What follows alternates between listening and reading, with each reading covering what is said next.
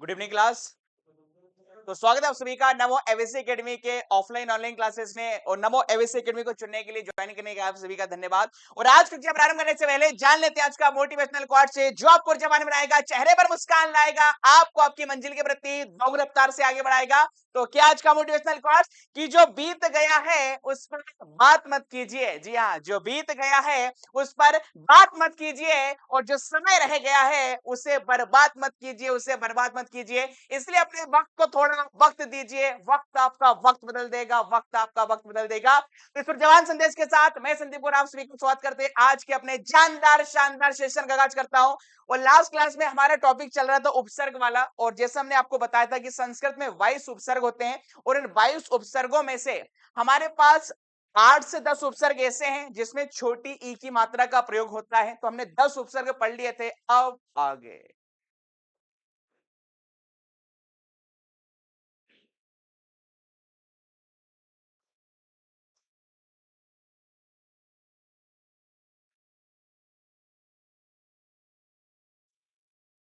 उपसर्ग सफिक्स।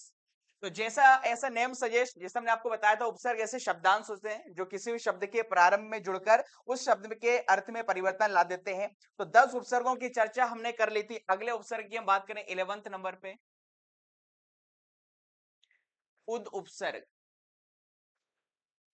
अब इससे मिलता जुलता मैंने आपको एक उपसर्ग और बताया था, एक उद उपसर्ग होता है और एक उत उपसर्ग होता है। कई बार इस प्रकार के प्रश्न आपके वनडे एग्जाम में देखने को मिले हुए हैं जहां पर आपको इस शब्द दिया रहेगा और आपसे यह पूछा जाता है कि निम्नलिखित शब्द में से उद उपसर्ग है या उत उपसर्ग है। तो मैंने शायद आपको पहले भी, जब हमारी क्लासेस हुई थी फर्स्ट क्लास डेमो की, उस दिन भी मैंने आपको बताया था कि किसी भी शब्द में उत उपसर्ग या उद उपसर्ग क्या लगाएं, दोनों ही सही होते हैं। बट फर्क इतना है यहाँ पर कि जो उद उपसर्ग होता है इसका प्रयोग हम संस्कृत के शब्दों में करते हैं, मतलब ये संस्कृत का उपसर्ग है। और वहीं पर यदि हम बात करते हैं उत उपसर्ग की, तो इसका प्रयोग हम लोग हिंदी के शब्दों में करते हैं, अर्थात हिंदी भाषा का उपसर्ग है, हम तो ये कह सकते हैं, और एक संस्कृत भाषा का उपसर्ग है। बट एग्जाम में जब आ जाए कि भाई दोनों में से कौन सा लगाना है, कौन सा सही माना जाएगा, ठीक है, क्योंकि दोनों में से एग्जाम में ऐसा सपोज कर लीजिएगा यदि ऑप्शन में उदी है उत नहीं है फिर तो आसानी से हम सिलेक्ट कर सकते हैं। बट कभी ऐसा भी हो सकता है कि ऑप्शन में दोनों ही दिए रहे, तो फिर हम किसको प्रायोरिटी देंगे, किसको प्राथमिकता देंगे, उद लगाएंगे या उत लगाएंगे। तो इसका मैंने आपको तरीका बताया था। उद उपसर्ग का प्रयोग देखिए किन किन वर्णों के साथ होता है, क ख क थ क फ और स। ठीक है, ये 7 वर्ण हमने आपको लिखा है, बताए हैं। इन 7 वर्णों का प्रयोग जब भी होगा, इन 7 वर्णों के साथ हमेशा उद उपसर्ग का प्रयोग होगा। अब महत्वपूर्ण तो यह है कि सर इन 7 उपसर्गों, इन 7 वर्णों को कैसे याद रखें। तो मैंने आपको बताया था जब काका काका को आप कई बार लगातार बोलेंगे 8 से 10 बार, तो आपको ऐसा साउंड प्रतीत होगा कि आप बोल रहे हैं काका। काका को हम लोग ले सकते हैं काका, ठीक है। और आप जब तथा तथा कई बार बोलेंगे तो आपको ऐसा लगेगा आप बोल रहे हैं तथा। और पापा पापा कई बार बोलेंगे तो आपको ऐसा लगेगा कि आप बोल रहे हैं पापा पापा पापा। और स उपसर्ग का प्रयोग हम सब जानते हैं साथ के सेंस में होता है, जैसे सपरिवार, परिवार के साथ, सप्रेम, प्रेम के साथ, ठीक है। तो काका तथा पापा और स का मतलब साथ में, तो हम ऐसा याद रखेंगे कि जब काका तथा पापा साथ में आएंगे, जब काका तथा पापा साथ में आएंगे तो उनके साथ कौन आएंगे, दादाजी आएंगे। ये तरीका बताया था, कितनी बढ़िया ट्रिक है, just looking like a wow. इधर आओ। तो यहां पर याद रखिएगा काका तथा पापा जब साथ में आएंगे तो उनके साथ कौन आएंगे, दादाजी आएंगे। और दादाजी कहने का मतलब किसका प्रयोग होगा, उद उपसर्ग का प्रयोग होगा। किंतु बात करें इन 7 वर्णों के अलावा, टोटल तो हिंदी वर्णमाला में 50 टू 52 वर्ण होते हैं, 7 वर्णों को छोड़कर, मतलब जब अन्य वर्णों की बात हो, अन्य वर्णों के, अन्य वर्ण के साथ, तो जब हम कह रहे थे भैया काका तथा पापा जब साथ में आएंगे तो उस कंडीशन में कौन आएंगे, दादाजी आएंगे। अब सपोज कीजिएगा दादाजी का कोरोना से निधन हो गया, ठीक है। तो जब काका तथा पापा साथ में आ रहे तो दादाजी आ रहे, तो दादाजी चले गए, तो दादाजी चले गए। अब उसके स्थान पर अन्य वर्णों के साथ या अन्य लोगों के साथ कौन आएंगे, ताऊजी आएंगे। कौन आएंगे, ताऊजी आएंगे। और ताऊजी का मतलब यहां पर उत उपसर्ग से है, ठीक है। चलिए, ये तो हमने देख लिया कॉन्सेप्ट की बात। अब इसके एग्जाम्पल की बात करें, उदाहरण। जैसे यहां पर एक शब्द हमें दिया हुआ है, उद्यान।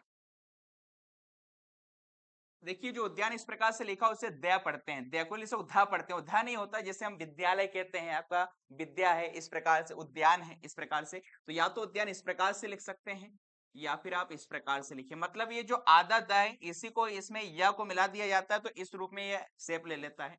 आप ऐसा भी लिख सकते हैं। अब आपके एग्जाम में पूछा गया है कि बताइए यहाँ पर उद्यान में किस उपसर्ग का प्रयोग हुआ है। ऑप्शन में आपको देके रखा है, एक उद उपसर्ग भी है और एक क्या दिखाई दे रहा है, उत उपसर्ग है। यदि कोई एक ऑप्शन इसमें मिल जाए तो आसानी से हम उद भी लगा सकते हैं, उत भी लगा सकते हैं, किंतु यही प्रश्न है, यही शब्द है और ऑप्शन में दोनों ही दिया रहे तो हमें किसको प्रायोरिटी देंगे। तो हमने यही चीज कहा था।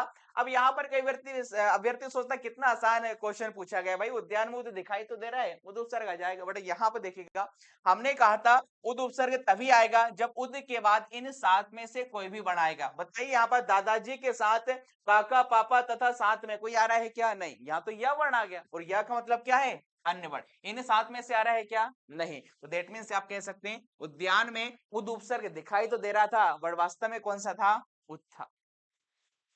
ठीक है, तो कौन सा उपसर्ग हो जाएगा ये, उत उपसर्ग। ठीक है, इसी प्रकार एक अन्य यहाँ पर हमने उदाहरण लिया,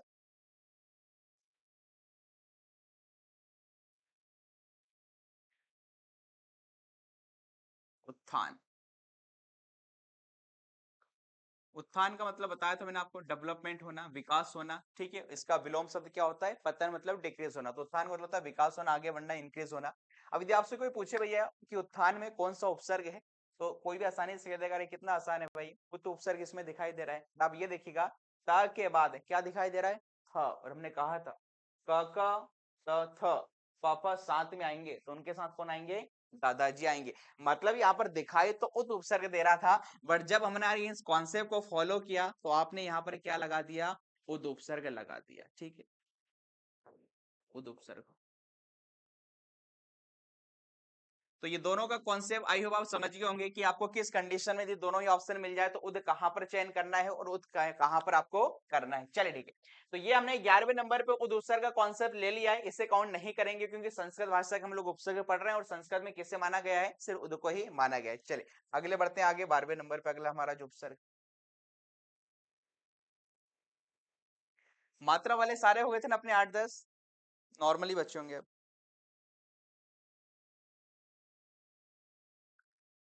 प्र उपसर्ग हुआ कि नहीं, अभी हो गया प्र उपसर्ग भी। प्र उपसर्ग कॉपी में देखें, प्र उपसर्ग हो गया, नहीं हुआ?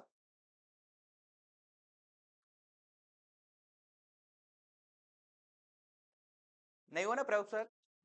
ठीक, ठीक है। तो अगला हमारा है प्र उपसर्ग। अब देखिए लास्ट क्लास में आपको थोड़ा सा याद हो तो मैं जितने भी उपसर्ग पढ़ा रहा था तो हमने एक चार्ट बनाया था। उस चार्ट में हमने कुछ चीजें मेंशन की थी। एक कॉलम में हमने लिखा था उपसर्ग का नाम, एक कॉलम में हमने लिखा था उसका संधि रूप क्या होगा। मतलब संस्कृत भाषा के जो उपसर्ग होते हैं वो संधि के रूप में भी जुड़ते हैं और संयोग मतलब डायरेक्टली भी जुड़ते हैं। तो वही उपसर्ग यदि संधि के रूप में आएगा तो वह किस रूप में दिखाई देगा वो हमने आपको बताया था। और फिर उसके हमने संयोग वाले उदाहरण लिखाए थे और संधि वाले उदाहरण लिखाए थे। जैसे सबसे पहले यहाँ पर हमने उपसर्ग लिखा है प्र, एक कॉलम में लिखा था संधि रूप, एक कॉलम में था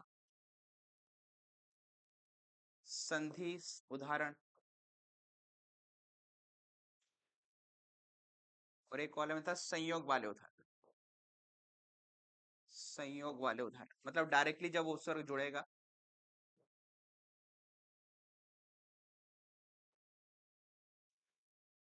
चलिए तो देखिए उपसर्ग यदि हम प्र की बात करें तो इसका संधि रूप तो कुछ भी नहीं होगा। मतलब विशेष रूप से जब आप इसका संधि विच्छेद करेंगे तभी आपको पता चलेगा। संधि रूप कहां पर दिखाई देगा, जो हमने आपको 10 उपसर्ग बताए थे जिसमें छोटी ई की मात्रा या छोटे ऊ की मात्रा हो रही थी। देखा आपने लास्ट क्लास में 10 उपसर्ग हमारे पास ऐसे थे जिसमें छोटी ई की मात्रा थी और या छोटे ऊ की मात्रा थी। उन्हीं उपसर्गों में आपको संधि रूप दिखाई देगा, बाकी में आपको तोड़कर देखना पड़ेगा। जैसे यहाँ पर संधि वाले उदाहरण में आपको बताऊं, जैसे यहाँ पर मैंने लिख दिया प्राचार्य,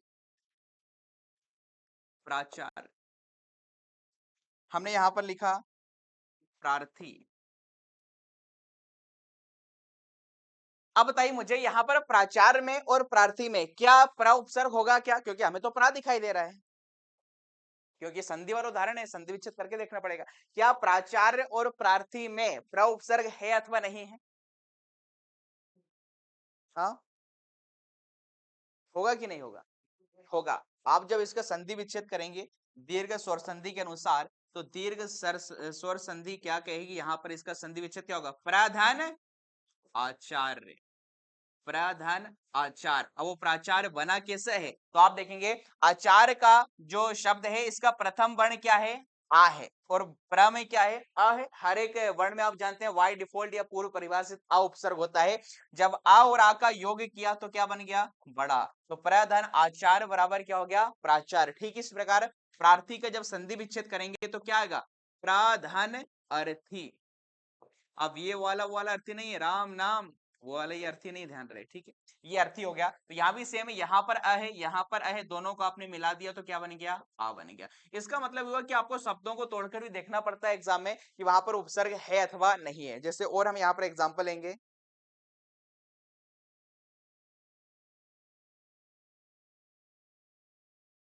चलिए कितने सब इसे। अब ये देखिए इसके कुछ संयोग वाले उदाहरण, तो संयोग वाले उदाहरण तो आप सब जानते हैं, कोई बड़ी बात नहीं, आसानी से कोई भी इसको बता सकता है। संयोग वाले उदाहरण बताइए, प्राय से कौन कौन से आपको उदाहरण मालूम है आपको? जैसे प्रहार है, और क्या है? प्राय से बताइए और कुछ उदाहरण। प्रयोग, प्रयोग, प्रबल, प्रबल, प्रस्थान, प्रस्थान और प्रकृति। तो ये तो मैंने आपको बताया था, संयोग वाला उदाहरण कोई भी आसानी से पहचान लेता है, क्योंकि ये किस रूप क्या? किसको? वेरी गुड, गुड क्वेश्चन, पहली क्लास है आपकी। देखिए संयोग कलर समझते हैं आप?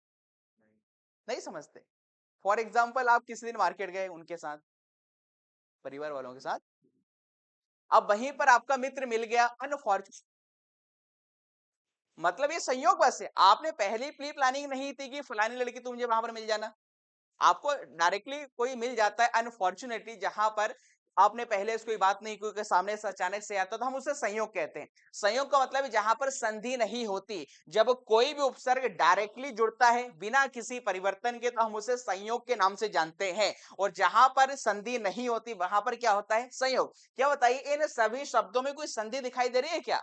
आप कहोगे सर प्रधन हार बराबर प्रहार, कोई परिवर्तन हुआ क्या? नहीं। प्रधन योग बराबर प्रयोग, हमने कहा युग धन बोध बराबर युग बोध, दूध धन वाला बराबर क्या होगा? दूध वाला। इन दोनों ही शब्दों को मिलाने से बनने वाले शब्द में कोई परिवर्तन नहीं होगा। कभी ऐसा नहीं होगा कि दूध धन वाला बराबर दूध वाली, ऐसा होगा क्या? नहीं। पान धन वाला बराबर पान वाला। तो संयोग का मतलब है जब कोई उपसर्ग सीधे बिना किसी परिवर्तन के जुड़ता है तो वह संयोग वाला उदाहरण कहलाएगा। और जब कोई उपसर्ग विशेष रूप से परिवर्तन के साथ जुड़ जाता है, जैसे प्रधन आचार, इन दोनों को मिलाने से हमारे पास एक नया शब्द आ गया प्राचार। इसी प्रकार प्रार्थी में प्रधन अर्थी हमने जोड़ा, हमारे पास एक नया शब्द आ गया, वो कौन सा हो चुका है? प्रार्थी। तो संयोग वाले उदाहरण में हमेशा कोई भी उपसर्ग सीधे रूप में दिखाई देगा। कैसा दिखाई देगा? सीधे या डायरेक्ट। बताइए कोई आपसे पूछे कि इसमें कौन सा उपसर्ग है, प्र उपसर्ग हटा दो और बचा हुआ शब्द यदि सार्थक है तो समझ जाओ वहां पर प्र उपसर्ग। बताइए यहां से प्र को हटाओगे क्या बचेगा? हार, सार्थक शब्द है। यहाँ पर क्या आएगा? योग, यहाँ पर बल, यहाँ पर स्थान, यहाँ पर प्रकृति, मतलब यहाँ पर ये संयोग वाले उदाहरण है, हमने प्र को डायरेक्टली जोड़ के रखा है। जबकि यहाँ पर आप देखिएगा प्राचार्य प्रार्थी में आपको दिखाई दे रहा है क्या? नहीं। आप संधि विच्छेद करेंगे तब पता आपको लगेगा कि नहीं इसमें वास्तव में प्रउपसर्ग है अथवा नहीं, इसलिए हमने इसको क्या नाम दिया? संधि वाले उदाहरण। तो संस्कृत भाषा के उपसर्गों की यही तो खासियत है, ये डायरेक्ट भी जुड़ते हैं और संधि के रूप में भी जुड़ते हैं। जब संधि के रूप में जुड़े हुए रहेंगे तो वह प्र के रूप में दिखाई नहीं देंगे, यदि प्र के रूप में दिखाई दे रहा है मतलब ओरिजिनल जो उपसर्ग है, समझ जाओ वो संयोग वाला उदाहरण है। आप क्लियर हो गया? चलिए ठीक है, अगला उपसर्ग देखिएगा 12वें नंबर के बाद,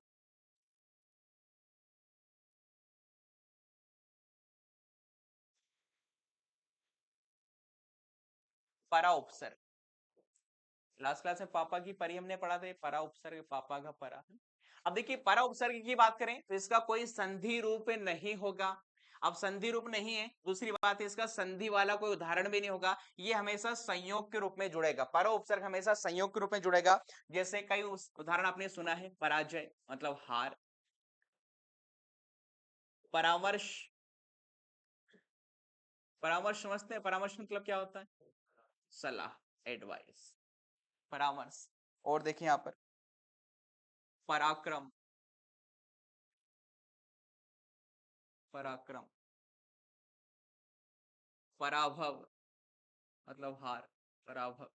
ठीक है, तो इन सभी में आप देख पा रहे हैं हमने परा उपसर्ग को डायरेक्टली जोड़ के रखा है, पराजय है, परामर्श है, पराक्रम और पराभव है। और जब कोई उपसर्ग डायरेक्टली दिखाई देता है, आप उसको सीधे पहचान रहे हो, इसका मतलब वो किस रूप में आया है? संयोग के रूप में आया है। और जब उठपटांग दिखाई देगा, संधि विच्छेद तोड़कर आपको कंफर्म हो रहा है, तो संयोग वाला उदाहरण आएगा। तो परा उपसर्ग का उसका कोई संधि रूप नहीं होता, ये संधि रूप में नहीं जुड़ेगा, सारे हमने यहाँ पर संयोग के उदाहरण यहाँ पर लिख के रखे हैं। ठीक इसी प्रकार अगला जो हमारा उपसर्ग है, आ उपसर्ग। देखिए अ उपसर्ग मैंने हिंदी में पढ़ाया था, और आ उपसर्ग किसका होगा? संस्कृत का। इसका भी यहाँ पर कोई संधि रूप नहीं होगा, और ना ही इसका कोई संधि वाला उदाहरण होगा, क्योंकि अ उपसर्ग भी यहाँ पर सीधे ही जुड़ेगा।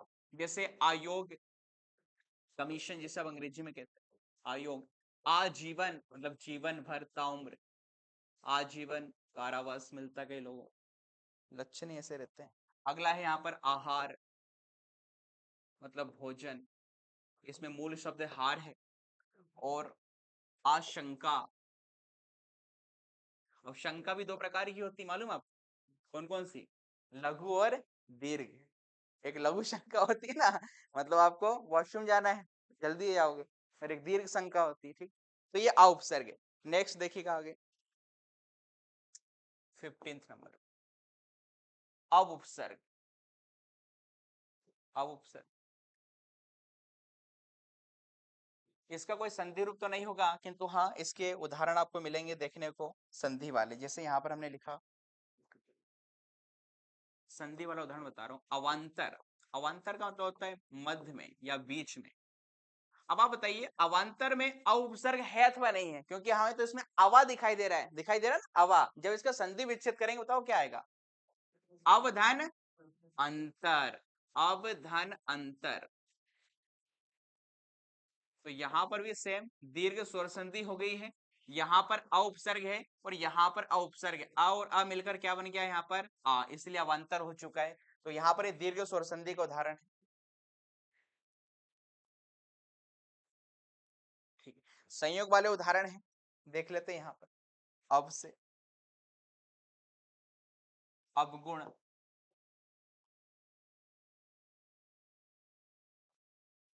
अवकाश, और यहाँ पर देखिए अवलोकन। अवलोकन मीन्स क्या होता है? साइंस का वर्ड है अवलोकन, पुनरावलोकन आपने सुना होगा। अवलोकन करना मतलब, हाँ, अवलोकन का मतलब क्या होता है? क्या? हाँ, ऑब्जर्वेशन करना। क्या करना? किसी चीज को ऑब्जर्व जब आप करते हैं, किसी निष्कर्ष पर पहुंचते हैं, परिणाम पर पहुंचते हैं, तो साइंस का ही वर्ड है अवलोकन करना। ठीक है, तो ये अब उपसर्ग है। नेक्स्ट 16 नंबर पे अब हो गया है। अब आप उपसर्ग देखें,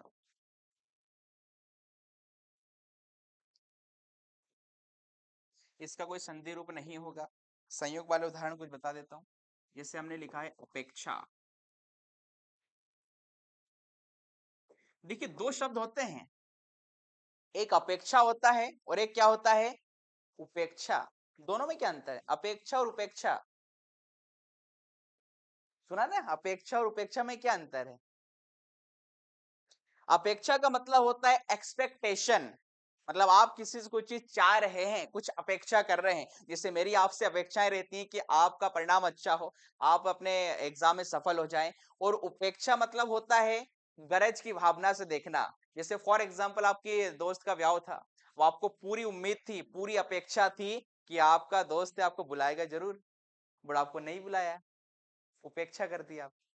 तो अपेक्षा में पॉजिटिविटी है, एक्सपेक्टेशन होती है, और उपेक्षा में इग्नोरेंस होता है, मतलब नेग्लेक्ट जहां पर कर दिया जाएगा, वो वहां पर उपेक्षा कहलाएगा। अब इस अपेक्षा में आप देखें कि अप उपसर्ग होगा अथवा नहीं होगा, तो यहाँ पर अपे दिखाई दे रहा है। जब इसका आप संधि विच्छेद करेंगे तो आप ये पाएंगे, हाँ, अप धन इच्छा। और आपको मालूम लास्ट क्लास में कई सारे शब्द बताए थे जहां पर इच्छा आ रहा था, और इच्छा एक संस्कृत की धातु जिसका मतलब क्या होता है, देखना। तो किसी को एक्सपेक्टेशन है, गरज की भावना से देखना उपेक्षा होता है, और किसी का तिरस्कार कर देना वो उपेक्षा अपेक्षा उपेक्षा अपेक्षा कहलाएगा।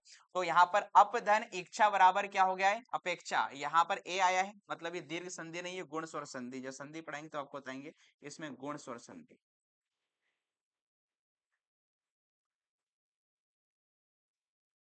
चलिए, तो ये मैंने आपको संयोग वाले उदाहरण बता दिया, आपका संधि वाला उदाहरण बता दिया। अब हम बात करें इसके कुछ संयोग वाले उदाहरण की। देखिए बेसिकली जो अप उपसर्ग है इसका प्रयोग नेगेटिव सेंस में होता है, जिससे कई बार आपने सुना होगा से जैसे अपमान कर दिया, हमारा नेगेटिविटी। एक होता है मान, एक होता है अपमान, और एक होता है यश जिसकी कीर्ति फैली हो, इसका उल्टा क्या होता है, अपयश। ठीक है, और बताइए आपसे। एक होता है शकुन, एक क्या होता है, अपशकुन। लोग उसे शगुन बोल देते हैं, वो शकुन रहता है, अपशकुन हो गया। रास्ते में आप जा रहे थे, बिल्ली ने रास्ता काट दिया, तो वहीं पे रुक जाते हैं। फिर कोई सोचते हैं कोई दूसरा निकले तो अपन निकले। इसका मतलब उसके साथ कुछ भी हो जाए, हमारा कुछ नहीं होना चाहिए। एक बार ऐसे हुआ, मैं गाड़ी से जा रहा था, पीछे से पापा की परी आ गई, ठोक दिया मेरे को। तो बोलती बदतमीज, पीछे देख के नहीं चल सकता। यार गाड़ी तुम्हें चलाता है, जनरली ये सुना है कि आगे देख के नहीं चल सकता। व्यक्ति को गाड़ी चला के पीछे देख के जाएगा, मेरे को क्या लगा पापा की परी आ रही पीछे, देखिए आगे नहीं टूट जाएगी। पर ये है उसने ठक्कर ठोकर मारी, और मुझे चोट नहीं आई, क्योंकि उस दिन पता नहीं करवा चौथ था, किसने मेरे नाम का व्रत रखा था, एक खरोच तक नहीं आई भाई। ये बड़ी बात। चलिए, तो अपमान है, अपयश है, अपशकुन है, अपहरण है। अपहरण समझते हैं, हाँ, क्या भगा के ले आना, हाँ, चुरा के ले आना, अपहरण। अपव्यय, जरूरत से ज्यादा व्यय करना, एक्सपेंडिचर ना कर, खर्च करना। जो जरूरत से ज्यादा खर्च करता है उसे क्या बोलते हैं हम, अपव्यय। और जो कम खर्च करता है उसके लिए हम स्कूल टाइम में पढ़ते थे मित व्यय। मित व्यय कम खर्च करने वाला। ठीक है, चलिए अगला उपसर्ग है हमारा नेक्स्ट। ये 16 हो गए टोटल। ठीक है, तो ये हमने 16 उपसर्ग पूरे आपको बता दिए हैं। अब हमारे पास कितने बचे हैं, 6, क्योंकि टोटल संस्कृत में कितने होते हैं, 22 होते हैं। अब उन 6 उपसर्गों के बारे में हम आगे चर्चा में ले रहे हैं, वो विशेष रूप से आपको बता रहा हूं। अगला जैसे हमारे पास 17 नंबर पर एक उपसर्ग आएगा, साथ में दुरुपसर्ग। दुरुपसर्ग, ठीक है। अब देखिए दुरुपसर्ग का जो प्रयोग होता है ये 3 के रूप में होगा। दुर का प्रयोग 3 रूपों में होता है। पहली बार आपको पढ़ने को मिलेगा, 3 रूपों में होता है। जो हमने जितने उपसर्ग छोड़ के रखे हैं वो सब स्पेशल केस में पढ़ेंगे। अब 3 रूपों में कैसा होता है वो जरा देखिएगा। रामे हलंत, ठीक है। या तो बताइए जब आप दुर् उपसर्ग का प्रयोग करेंगे तो वह जो शब्द है या तो किससे प्रारंभ हो सकता है, स्वर से। आप खुद ही सोचिए, देखिए कौन कौन सी पॉसिबिलिटी। या तो दुर का प्रयोग किसके साथ होगा, स्वर के साथ होगा, ठीक है। या फिर दुर का प्रयोग किसके साथ हो सकता है बताओ, व्यंजन हो सकता है, जो शब्द है वो किसी व्यंजन कॉन्सोनेंट से प्रारंभ हो रहा हो। ये दो तो आपको मालूम है। इसके अलावा एक और मैं आपको बता रहा हूं, दुर उपसर्ग का प्रयोग आप कर रहे हैं र वर्ण के साथ, र वर्ण के साथ। हाँ व्यंजन है बट स्पेशल केस में, ठीक है। तो इसमें क्या क्या परिवर्तन होगा, ठीक। तो यदि आप यहां पर बताइए, जब दुर उपसर्ग का प्रयोग मैं किसी स्वर के साथ करूंगा तो क्या परिवर्तन आएगा। जब दुर का प्रयोग हम किसी स्वर के साथ करेंगे तो आप सब जानते हैं ये दुर उपसर्ग मैंने क्या लगा के रखा है, हलंत लगा के रखा। इसका मतलब र यहां पर कैसा है, आधा। और जब किसी वर्ण के साथ स्वर का योग होता है तो वो क्या होता है, पूरा। ये आप सब जानते हैं, कोई भी व्यंजन स्वर की सहायता से लिखा अथवा बोला जाता है। तो जैसे यहां पर विराम में हलंत लगा हुआ है, रा का प्रयोग आप जब स्वर के साथ करेंगे तो यहां पर दुर कैसा हो जाएगा, पूरा, ठीक है। ये इस प्रकार से। अब जब व्यंजन की बात करें, जब दुर का प्रयोग आप व्यंजन के साथ करेंगे,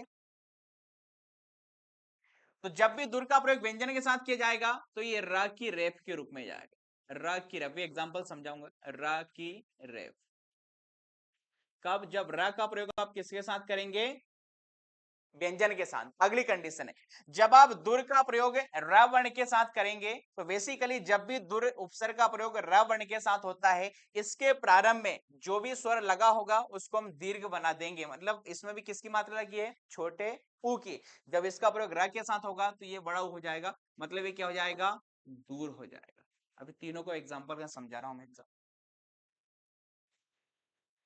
कितना देखिए बढ़िया कॉन्सेप्ट, इससे पहले आपने पढ़े ही ना, किताबों में दिया भी नहीं रहता है। जैसे यहाँ पर कुछ उदाहरण मैंने आपको लिखा दिए इसी दुर के साथ।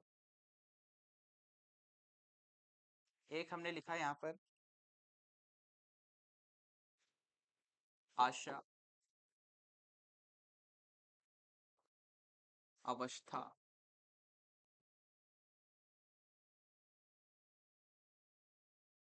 आचार, आत्मा,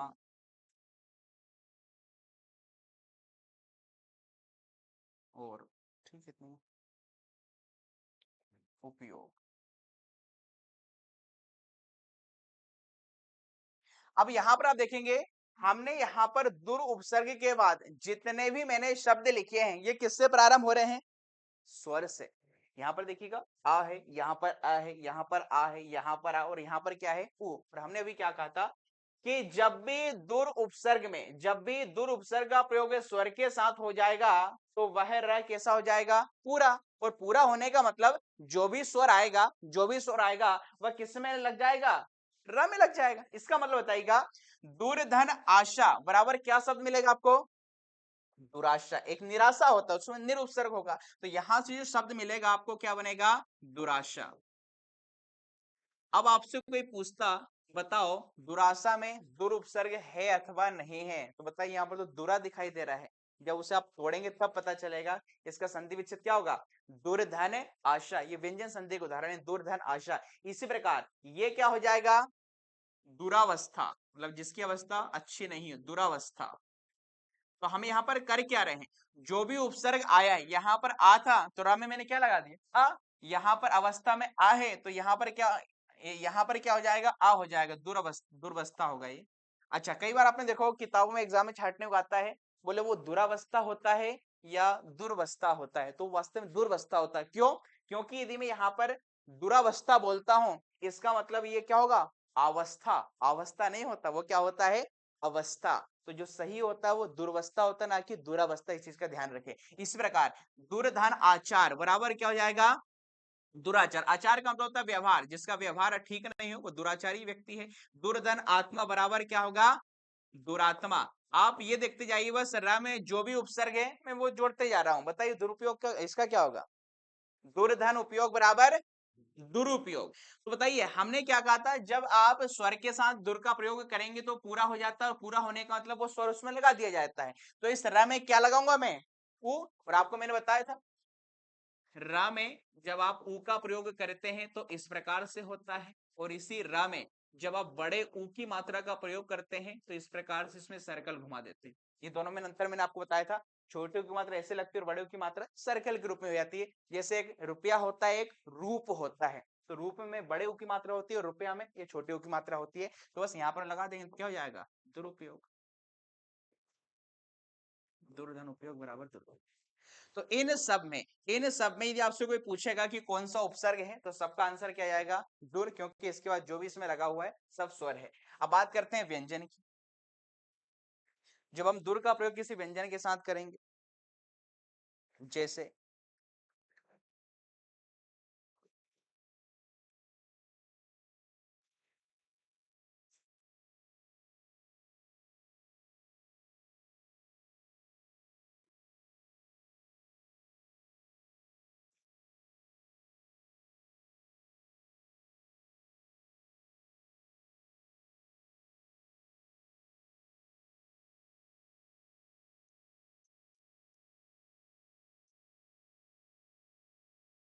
दुर के साथ हमने यहाँ पर लिखा बल, गम, दशा, जन, या व्यवहार। चलिए ठीक है। अब यहाँ पर आप देख पा रहे हैं जितने भी हमने यहाँ पर दुर के बाद जो शब्द लिखे हुए हैं वो किससे प्रारंभ हो रहे हैं? व्यंजन से। और मैंने कहा था जब दुर के साथ हम व्यंजन का प्रयोग करते हैं तो बेसिकली जो र है वो किस रूप में जाता है? र की रेफ में। जैसे यहाँ पर बताइए, दुर के साथ बल आपने जोड़ा है, क्या शब्द बनेगा इससे? दुर्बल। मतलब जो दुबला हो, कमजोर हो, दुर्बल। अब आप ये भी जानते हैं जो र की रेफ होती है वो पढ़ी तो पहले जाती है और लगाई बाद में जाती है। तो हम यहाँ पर पढ़ रहे हैं उसको बीच में और लगाएंगे इसके ऊपर, क्योंकि जब बेसिकली यहाँ पर ये सारे क्या है? व्यंजन है। और जब भी इसका प्रयोग व्यंजन के साथ करेंगे वो र के रूप में चले आएगा। जैसे दुर्धन गम बराबर क्या हो जाएगा? दुर्गम। जिस स्थान पे जाना कठिन हो दुर्गम है। दुर्धन दशा बराबर दुर्दशा। इस प्रकार दुर्धन जन बराबर दुर्जन। जो व्यक्ति, जो लोग अच्छे नहीं होते वो दुर्जन होते हैं। और दुर्धन व्यवहार बराबर क्या जाएगा? दुर्व्यवहार। तो इन सब में भी चूंकि व्यंजन था तो जो दुर उपसर्ग है वो किस रूप में आपको दिखाई दे रहा है? र की रेप के रूप में। तो जब आपसे एग्जाम में पूछे कि दुर्बल, दुर्गम, दुर्दशा, दुर्जन, क्या इसमें दुर उपसर्ग है? बिल्कुल है। बट फर्क इतना है कि अगला जो वर्ण इनका व्यंजन है, इसलिए वो जो र है वो किस रूप में दिखाई दे रहा है? र की रेप के रूप में, र की रेप के रूप में आपको वो दिखाई देगा। ठीक है, चलिए आगे देखते हैं। और अंतिम कंडीशन इसकी, जब दुर का प्रयोग आप किसके साथ करेंगे? रावण के साथ। जैसे यहां पर मैंने लिखा राज। अच्छा, किसी का नाम राज हो और उससे तुम बोलो तुम्हारे बाप का राज है, बोले हाँ मेरा नाम राज, मैं अपने बाप का राज, मेरे बाप का राज। बात समझ में आई आप? बोले राज से कैसा है राज। चलिए ठीक। दुर्धन रम्य। रम्य मतलब होता है सुंदर। अब यहाँ पर इन दोनों ही चीजों में आप देख पा रहे हैं कि दुर के बाद हमने र का प्रयोग किया है और हमने कहा था जब भी दुर के साथ आप र वर्ण का प्रयोग करेंगे वो छोटे ऊ की मात्रा किस रूप में चली आएगी? बड़े ऊ की मात्रा के रूप में चली आएगी। तो दुर्धन राज बराबर क्या हो जाएगा? दुराज, जिसका राज ठीक नहीं हो। ठीक है। और यहाँ पर दुर्धन रम्य बराबर हो जाएगा दुरम्य, मतलब सुंदर या दुर्लभ। तो इस प्रकार से अब यहां से आपको पूछे कि बताइए दुराज या दुरम्य में दुर उपसर्ग है अथवा नहीं है? तो बिल्कुल है, क्योंकि अगला वर्ण यहाँ पर आपको कौन सा दिखाई दे रहा है? र दिखाई दे रहा है। और जब र होता है तो जाहिर सी बात है दुर उपसर्ग किसमें बदल जाता है? बड़े ऊ की मात्रा में बदल जाता है। तो कुल मिलाकर हमने देखा कि जो दुर उपसर्ग तीन रूपों में आएगा, या तो स्वर के साथ आएगा तो स्वर को उसमें मिला देंगे, व्यंजन के साथ आएगा तो र की रेप के रूप में लिख देंगे, और जब र वर्ण के साथ आएगा तो छोटे ऊ की मात्रा किसमें बदल जाएगी? बड़े ऊ की बदल जाएगी। कुल मिला के तीनों में से आपको कैसे भी एग्जाम्पल मिले हमेशा आंसर आपको क्या लगा के आना है? दुर उपसर्ग लगाकर यहाँ पर आना है। ठीक है, आगे देखते हैं। इससे मिलता जुलता इसी का एक भाई है निरुपसर्ग। बताया था मैंने आपको, ये पेड़ में चलते हैं, दुर्दुस और निर्निस। तो पहले हम र वाले कर रहे हैं, निर। इसमें भी हलंत है। सेम यहाँ पर कंडीशन है। निरुपसर्ग का प्रयोग भी तीन रूपों में होगा। किसके साथ? स्वर, व्यंजन, और तीसरा क्या होगा? रवर।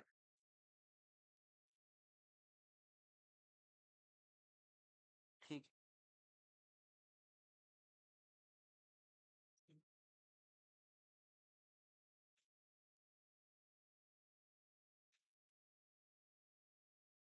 चलिए, अब यहां पर सेम कॉन्सेप्ट वही फॉलो करेंगे कि जब निर उपसर्ग का प्रयोग आप स्वर के साथ करेंगे तो र कैसा हो जाएगा? पूरा। तो यहां पर हम निर लिख देते हैं।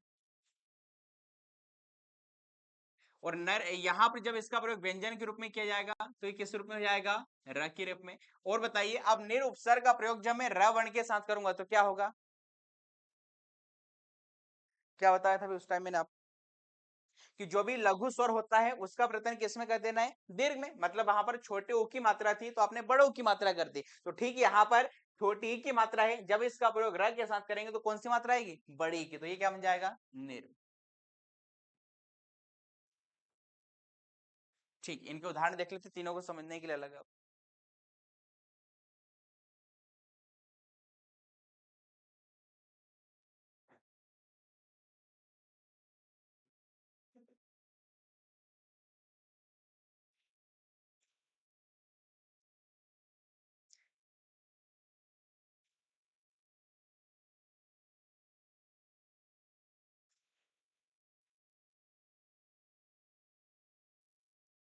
निर के साथ पहले स्वर वाले उदाहरण देखते हैं। जैसे यहाँ पर शब्द है हमारे पास आधार, अगला है आशा, आकार,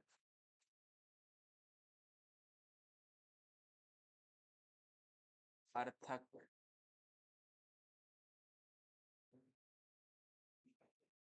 और इच्छक। वो आप सब में देख रहे हैं, हमने जितने भी शब्द लिखे हैं सब में स्वर है। यहाँ पर आ है, यहाँ पर आ है, यहाँ पर आ है, यहाँ पर आ है, यहाँ पर बड़ी की मात्रा है। और हमने कहा था कि जब भी निर उपसर्ग का प्रयोग स्वर के साथ होता है तो बेसिकली वो स्वर इसमें मिल जाएगा। तो जैसे निर्धन आधार बराबर होता है, कौन सा शब्द बनेगा यहाँ पर? निराधार, जिसका कोई आधार नहीं हो, जिसका कोई बेस नहीं हो, तो वो बन जाएगा निराधार। तो हमने कुछ नहीं किया, इस तरह में इस आ स्वर को मिला दिया। ठीक इसी प्रकार यहां से क्या बनेगा? निराशा। तो यदि कोई पूछे होता है ये बताइए निराशा में यह निर उपसर्ग है अथवा नहीं, तो बिल्कुल यहाँ पर है। फर्क इतना है कि आपने स्वर के साथ मिला दिया तो वो पूरा हो चुका है। इसी प्रकार निर्धन आकार बराबर क्या हो जाएगा? निराकार, जिसका कोई निश्चित आकार नहीं हो, निराकार।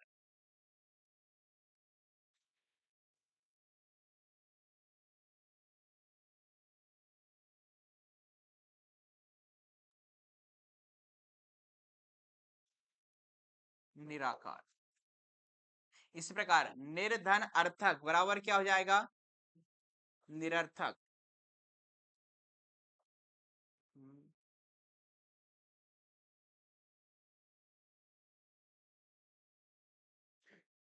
निरर्थक प्रयोग को हमने पूरा कर दिया, ये हट गया। और निर्धन इच्छक बराबर क्या होगा? निरीक्षक, निरीक्षण करने वाला। तो यहाँ पर बड़ी की मात्रा थी, यहाँ पर बड़ी की मात्रा लगा दी, यहाँ पर आ था तो ये रा का जो हलन था वो हट गया, ये पूरा हो गया। ठीक है, तो ये तो हमने बताया आपको कि निर के साथ जब आप प्रयोग कर रहे हैं स्वर का। अब इसी निर के साथ यदि आप व्यंजन वाले वर्णों को ले लें, जैसे कुछ उदाहरण हमने यहाँ पर लिखे, वल है, गुण है, धन है, जन है और दय। चलिए, अब ये सारे के सारे यहाँ पर आप देख पा रहे हैं व्यंजन वर्ण है। और हमने कहा था जब निर का प्रयोग आप व्यंजन के साथ करेंगे तो बेसिकली वो किस रूप में जाएगा? र के रूप में। जैसे निर्धन बल बराबर क्या क्या शब्द बनेगा यहाँ पर? निर्बल, मतलब कमजोर, जिसमें बल नहीं हो। ठीक है, इस प्रकार निर्धन गुण बराबर निर्गुण, ये नेगेटिव सेंस में एक आपका अर्थ देता है। इस प्रकार निर्धन, जिसके पास धन नहीं हो, जिंदगी और व्यक्ति धन धन धन करके एक दिन उसका निधन ही हो जाता है। इस प्रकार ये क्या आएगा? निर्जन, जिस स्थान पे कोई नहीं जाता वो सुनसान रहता है, निर्जन रहता है। निर्धन दय बराबर निर्दय, जिसमें दया नहीं। तो सब में आप देख पा रहे हैं जैसे व्यंजन आया तो हमने इस र को र की रेप के रूप में लगा दिया। अगली जो कंडीशन है तीसरी अंतिम, कि जब आप निर उपसर्ग का प्रयोग किसके साथ करेंगे? र वाले वर्णों के साथ। जैसे कुछ उदाहरण हमने यहाँ पर लिखा, रस, रब, रज, रोग। ठीक है, अब इन सब में आप देख पा रहे हैं कि निर उपसर्ग के बाद जो भी वर्ण आ रहा है वो जो भी शब्द आ रहा है किससे प्रारंभ हो रहा है? र से। और जैसे हमने कहा था कि निर के साथ र वर्ण का प्रयोग करेंगे वो बड़ी की मात्रा में बदल जाएगा। बताइए निर्धन रस बराबर क्या होगा? नीरस। नीरस का मतलब होता है रस रहित। यदि रस सहित होगा तो एक शब्द आपने सुना होगा, क्या होगा? सरस। सरस मतलब होता है रस सहित, और नीरस का मतलब है रस रहित। इसी प्रकार निर्धन रब बराबर क्या हो जाएगा? नीरब। देखिए रब का मतलब यहाँ पर वो वाले रब से नहीं, भगवान वाले से नहीं, क्योंकि उसमें तो व बकरी होता है, इसमें व वंशी है। इस रब का मतलब होता है ध्वनि, साउंड। जैसे पक्षी क्या करते हैं? कलरब। यदि इसमें आप कल जोड़ते हैं तो क्या बन जाता है? कलरब। ठीक है, तो ये नीरब। इसी प्रकार निर्धन रज बराबर क्या हो जाएगा? नीरज। नीरज मतलब नीर से जन्मा, किसका प्रयाची है? कमल का। ठीक इस प्रकार निर्धन रोग बराबर क्या हो जाएगा? निरोग। 99% लोग जब एक क्वेश्चन आता है गलत करके आते हैं, मुझे मालूम है। आप जब भी निरोग लिखते हैं आप सब लोग ऐसा लिखते हैं, और आपने एक और बड़ी बड़ी जगहों पर आपने लिखा हुआ देखा होगा कि भैया यही देखा आपने निरोग, जबकि संस्कृत व्याकरण के अनुसार निरोग वास्तव में आप गूगल पे सर्च करोगे कौन सी मात्रा होती है उसमें बड़ी ई की मात्रा, उसकी वजह कॉन्सेप्ट है। क्यों? क्योंकि भाई इसमें निर उपसर्ग के बाद कौन सा बढ़ा रहा है यहाँ पर? र, रोग है ना, कौन सा बढ़ा रहा है? तो जब यही चीज अन्य के साथ फॉलो हो रही है तो क्या इसको हम छोटी की मात्रा रहने देंगे क्या, कि हमें अच्छा लग रहा है हमने स्टार्टिंग से पढ़ के रखा है? तो ये नहीं, संस्कृत व्याकरण के अनुसार यही सही होता है, ये गलत होता है। हाँ, और उसके पीछे क्या कारण है वो मैंने आपको बता दिया। तो निरुपसर्ग का प्रयोग हमने 3 रूपों में किया है, स्वर, व्यंजन और र, और इस प्रकार से कोई भी आपको एग्जाम में देखने को मिले, आप वहां पर क्या लगा के जाएंगे? निरुपसर्ग होगा, चाहे स्वर के साथ हो, चाहे व्यंजन के साथ हो, चाहे आपका र वर्ण के साथ हो। ठीक है,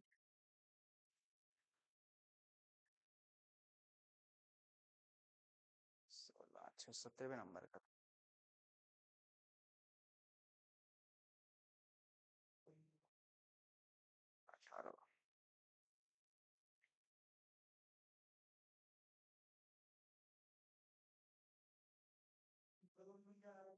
क्या? हाँ, ये है तो निरोग। हाँ, उसमें भी सेम आएगा ना, उसमें यही आएगा ये। अब जनरली आपने देखा होगा वो छोटी की मात्रा का प्रयोग होता है, आप जानते हैं इसका अर्थ क्या, बताने की आवश्यकता नहीं है आपको, इस प्रकार से आपने देखा होगा। तो कई सारी चीजें हैं संस्कृत व्याकरण से निकल कर आती हैं।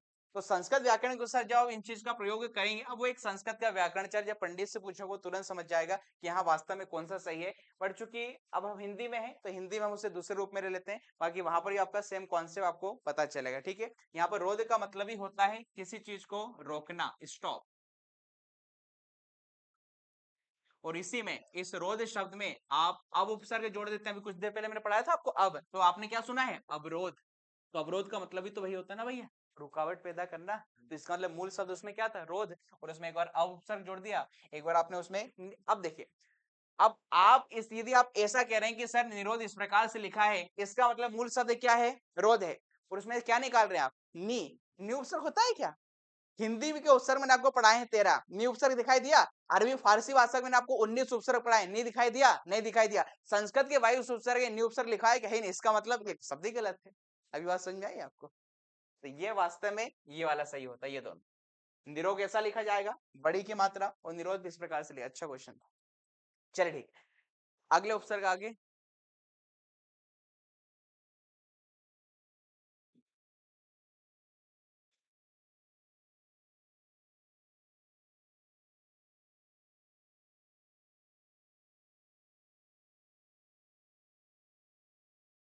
कौन से नंबर का था ये? 18वें नंबर।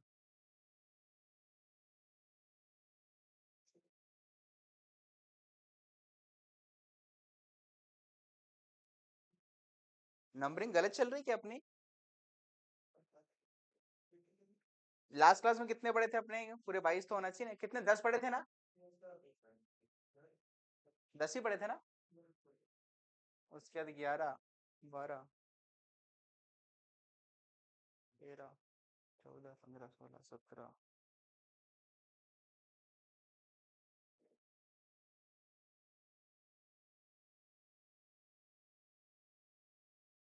ठीक है, देखते हैं कोई कम पड़ेगा तो 18। चलिए 19 में। अब देखिए दो पेयर में चल रहे थे, निर और दूर। अगले हमारे पास आ रहे हैं, देखिए अब दूरदोष, इसी के दो उपसर्ग।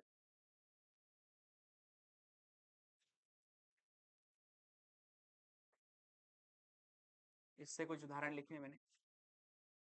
दुस्साहस,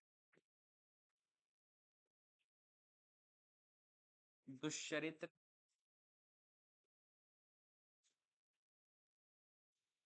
बिल्कुल दुष्कर्म,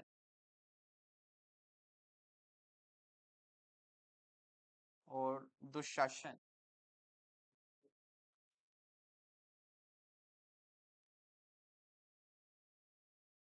चलिए, अब यहां पर आप देख पा रहे हैं हमने कुछ ऐसे शब्द लिखे हैं जिसमें बेसिकली दुस्साहस में आदर्श आपको दिखाई दे रहा है, इसका मतलब यहाँ पर तो कौन सा उपसर्ग है? दुस है।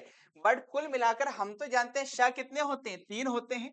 एक स सरोते का होता है, एक श शक्कर का होता है, और एक षटकोण का श होता है। ये तीनों जानते हैं। तो मैं आपको कुल मिला के ये बताना चाह रहा हूं कि किसी भी शब्द में कोई सा भी श आए, कभी भी ये ध्यान रखिएगा कि दोष उपसर्ग में ये स सरोते वाला ही होता है। आप ऐसा नहीं कह सकते कि ये हो जाए या ये हो जाए।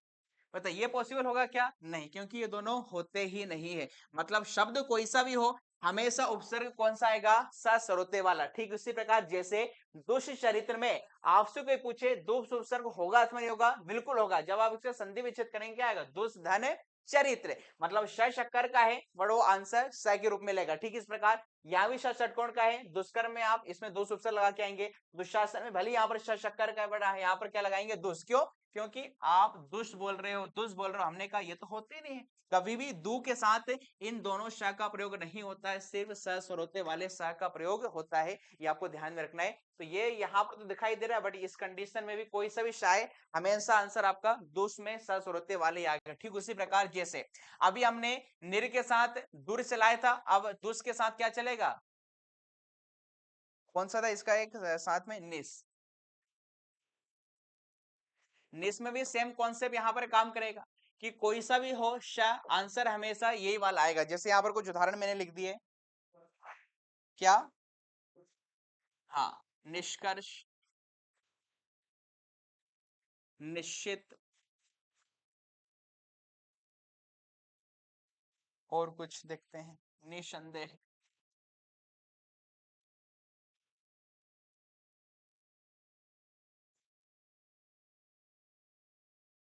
निश्चय,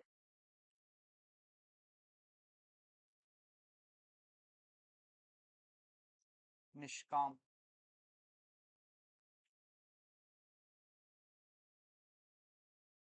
निस्तेज, जिसमें तेज नहीं हो, गतिहीन, निस्तेज। ठीक है। अब यहाँ पर आप देख पा रहे हैं कि स वाले तो आपको सिर्फ यहाँ पर दिखाई दे रहे हैं, एक यहाँ पर दिखाई दे रहा है, एक यहाँ पर दिखाई दे रहा है। तो यहाँ तो निस उपसर्ग हो गई होगा। उसके बावजूद हमने कहा है सेम कंडीशन, कभी भी सेम यहाँ पर इसके साथ आप इस श का प्रयोग नहीं कर सकते, आप इसके साथ श षटकोण का प्रयोग नहीं कर सकते। ये शब्द भी आएंगे तो माना कौन सा जाएगा? स सरोते वाला ही माना जाएगा। तो यहाँ पर निष्कर्म, निश्चित, निसंदेह, निस्तेय, निष्काम, निश्चय, कोई सा भी सवाल उदाहरण आए, उपसर्ग वहां पर क्या आएगा? निश्चय कहलाएगा। ठीक उसी प्रकार जो हमने कौन सी में यहाँ पर दूसरे फॉलो किया है। ठीक है, चलिए 20 हो गए, 2 आपकी और बच्चे हुए ना, 21वें नंबर।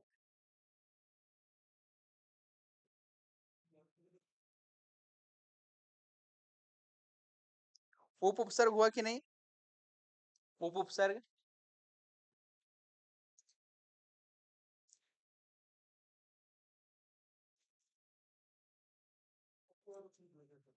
हाँ उद हो गया, उप बचा है। हाँ वहां वो ही मैं देख रहा था संख्या।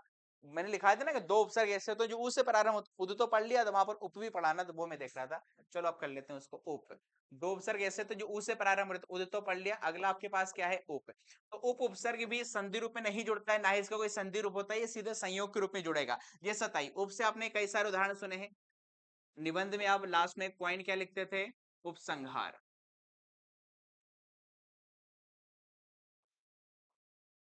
स्कूल टाइम में निबंध आता तो हमें बड़ा ही मजा आता है। इसको लास्ट में लिखेंगे, एप्लीकेशन और जो निबंध है इसको हम लास्ट में लिखेंगे, क्योंकि लास्ट में कितना फेंकना है, कितना समय बचा है, बीच में अपने घर की स्टोरी लिख के आ गए, हमारी पर्सनल लाइफ में क्या चल रहा है, कौन चेक करता है इतना।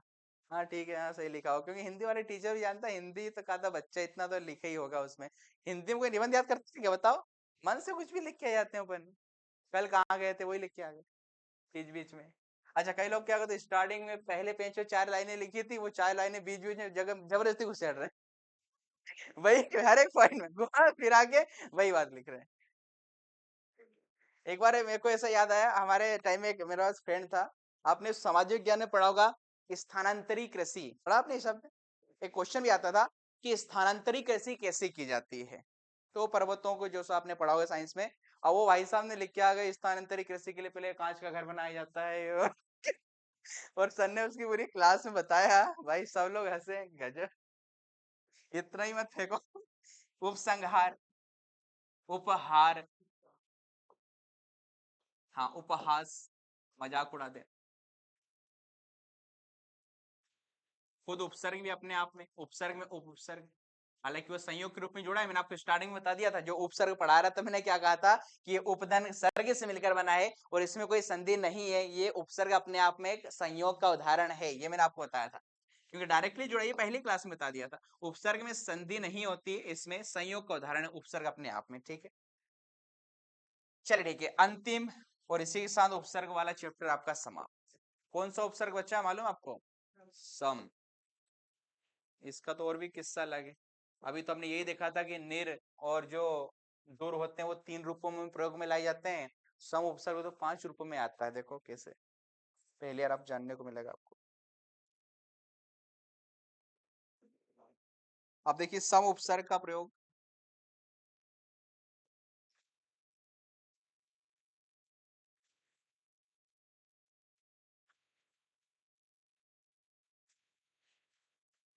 5 रूपों में होता है।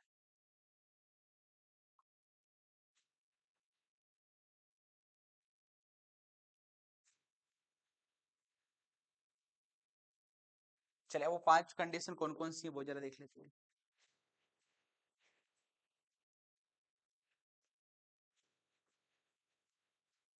चलिए कुछ कंडीशन तो आपको ही मालूम है, या तो सम क्या जो शब्द आएगा वो किससे प्रारंभ होगा? स्वर से।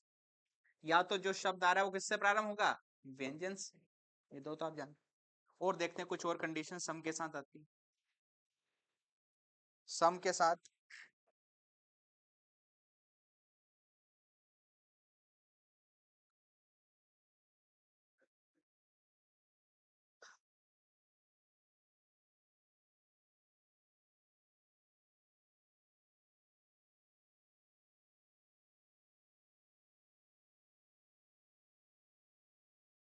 4 रूपों में लिख लो इसको, 5 नहीं 4 रूपों में।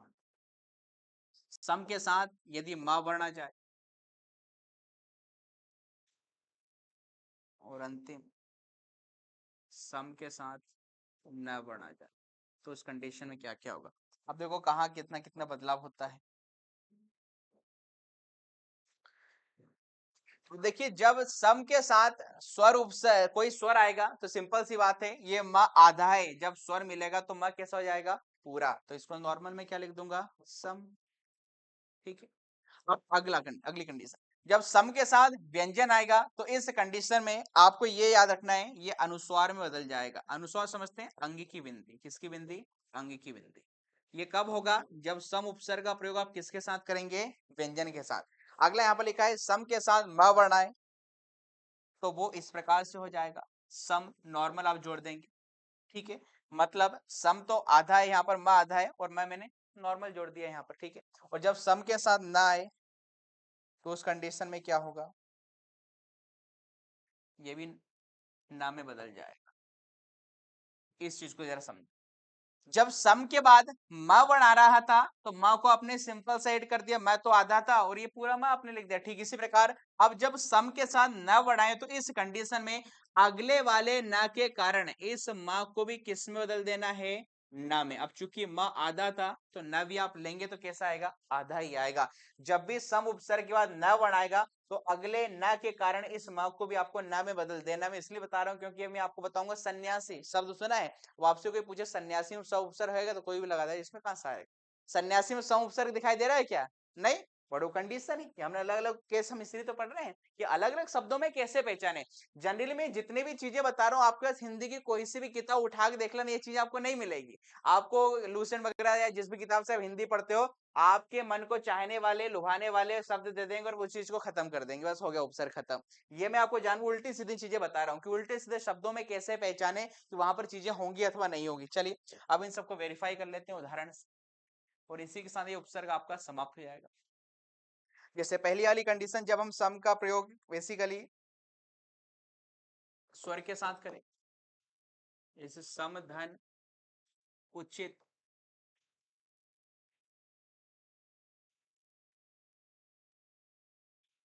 सम धन इच्छा,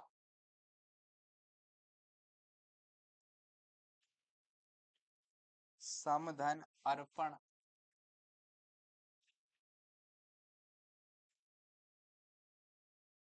सम धन आगम, या सम धन अग्र। अब आप सभी में देखेंगे कि सम उपसर्ग के बाद जो भी वर्ण आ रहा है वह कौन सा है? स्वर। और हमने कहा था जब भी सम उपसर्ग का प्रयोग स्वर के साथ होगा तो उस स्वर को हम उसमें मिला देंगे। जैसे समधन उचित बराबर क्या हो जाएगा? समुचित।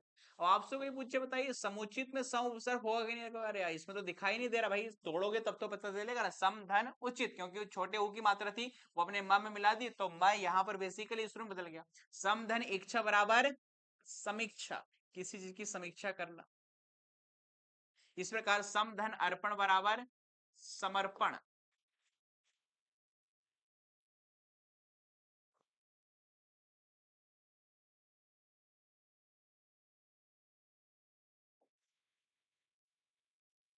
माँ को आपने पूरा लिख दिया, इसमें आ गया तो समर्पण। समधन आगम बराबर समागम।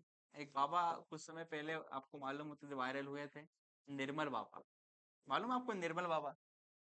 सुना आपने निर्मल बाबा का नाम? नहीं मालूम? उनके समागम हुआ करते थे, फर्जी फर्जी चीजें बताया करते थे। ठीक है। समधन अग्र बराबर समग्र। समग्र आईडी सुनी होगी ना भाई आपके समस्त परिवार की, समग्र। तो सब में बस बेसिकली हमने क्या किया है, जो भी उपसर्ग जो भी स्वर आ रहा था उस स्वर को आपने इसके साथ मिला दिया। तो सभी में यदि आपसे कोई पूछे सम उपसर्ग होगा कि नहीं, तो बिल्कुल होगा, बट वो तो स्वर होने के कारण उसका रूप अलग दिखाई दे रहा है। तो ये पहली पहली वाली कंडीशन। अब देखते हैं व्यंजन वाली कंडीशन। जब आप सम उपसर्ग और व्यंजन के साथ करेंगे तो हमने कहा था वो अंग की बिंदी में बदल जाता है। जैसे समधन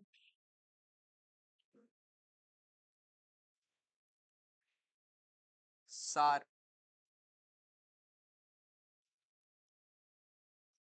ग्रह, कल्प, क्षय। चलिए सब में आप देख पा रहे हैं यहाँ पर क्या है, व्यंजन है, स ग क च। तो हमने कहा था ऐसी कंडीशन में जब स का सम उपसर्ग का प्रयोग आप किसी व्यंजन के साथ करेंगे तो वह बेसिकली किस में बदल जाता है? अंगी की बिंदी में। देखें यहाँ पर अनुस्वार अंगी की बिंदी आप बोलते हैं। जैसे मेरा खुद का नाम है, मैं यहाँ पे लिखूं समधन दीप, तो यहाँ पर देखेंगे द कैसा है? व्यंजन है। तो हमने कहा था उस कंडीशन में किस में आएगा? वो अंग की बिंदी में बदल जाएगा। तो बेसिकली हमने यहाँ पर क्या किया, इस म को, इस आधे म को किससे रिप्लेस कर देना है? अंग की बिंदी से। समधन दीप बराबर संदीप। ठीक इसी प्रकार यहाँ से क्या आएगा? संसार, समधन सार। इसी प्रकार ये क्या आएगा? संग्रह, संकल्प और संचय, मतलब एकत्रित करना। तो इसमें भी आपसे कोई पूछे भैया सम उपसर्ग है अथवा नहीं है, बिल्कुल दिखाई इसलिए नहीं दे रहा है क्योंकि बेसिकली सम उपसर्ग का प्रयोग व्यंजन के साथ हुआ है, जिसके चलते वो मैं किस में बदल गया? अंग की बिंदी बदल गया। हालांकि एक व्यंजन संधि का नियम भी है, अनुस्वार का नियम, कि जहां पर मैं जो आधा है वो अंग की बिंदी बदल जाता है। आगे देख, अब जब सम के बाद हमने कहा था म ही आ जाए, जैसे सम धन मान बराबर क्या हो जाएगा? सम्मान। तो ये तो हमने कहा था डायरेक्टली हम जोड़ देंगे, तो डायरेक्टली ऐड कर दिया मैंने सम्मान। इस प्रकार समधन मेलन क्या हो जाएगा? सम्मेलन। तो नॉर्मल जोड़ दिया। ठीक है, तीसरी कंडीशन, अंतिम कंडीशन देखिए, जब सम का प्रयोग आप न वाले वर्ण के साथ करें, जैसे समधन निवेश,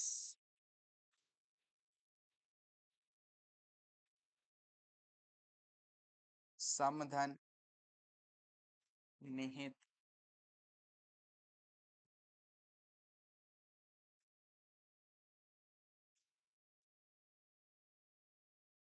समधन निकट।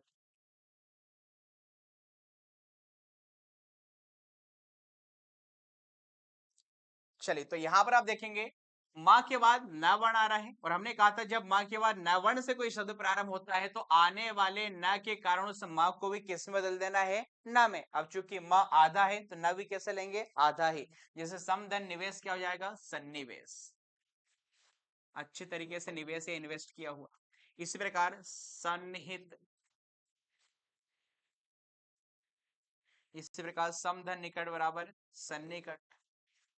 आपने मैथमेटिक्स में स्कूल टाइम में पढ़ा होगा, जब आप किसी अंक को दशमलव के 3 स्थानों तक बोले अप्रोक्सीमेशन अंग्रेजी में कहते हैं, हिंदी में क्या बोलते हैं, सन्निकटन करना। तो यदि आपसे कहीं पूछे इसमें ना जोड़ दे सन्निकटन हो जाता है। तो यदि आपसे पूछे सन्निकट में सम उपसर्ग है अथवा नहीं, तो बिल्कुल है। क्यों? क्योंकि जहां पर भी डबल ना दिख जाए तो समझ जाओ वो माँ के कारण ही ऐसा हुआ होगा, जब भी आपको डबल ना यहाँ पर दिखाई दे रहा है। तो कुल मिला के सम उपसर्ग का प्रयोग हमने स्वर के साथ किया है, व्यंजन के साथ किया है, म के साथ किया है और बेसिकली न के साथ किया है। तो ये यहाँ पर टोटल आपके जो वायु उपसर्ग हमने इससे पहले 10 पढ़ाए थे और आज हमने यहाँ पर 12 उपसर्गों को पूरा कर लिया।